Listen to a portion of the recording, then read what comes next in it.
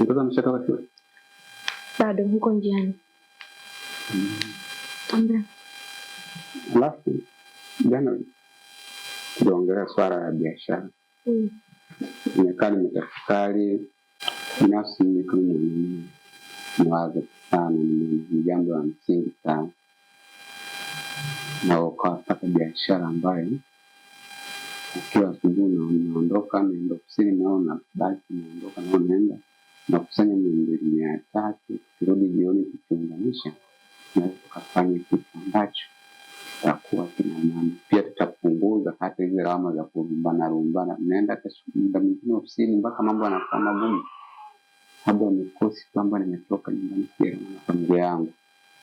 Kwa hiyo nilikuwa naomba uniambie kiwango ni biashara gani ambayo unaweza kuifanya ambayo inaendana na wewe na uzuri wako. Okay. Kama mbona hivyo utafuta biashara ni jambo zuri. Unafikiria nini hivyo? Yaani sikuwa goalkeeper. Kwa nini? Nashukuru kwa kutambua hilo.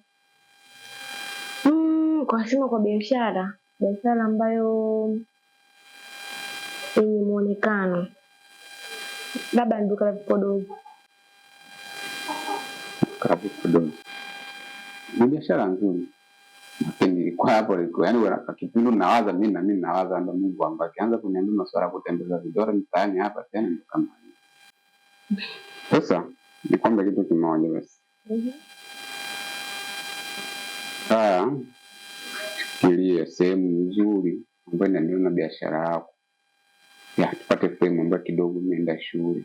Alafu pia uchukue kama daftari lako uandike vitu vyote na bei zake pale uorodhesha. Alafu nitakuja jioni nitakapotoka kazini tukae chini tupige tupate maximum ya shilingi ngapi inagharimu ili tuangalie na balance yetu. Ndio sasa hivi ndio jambo.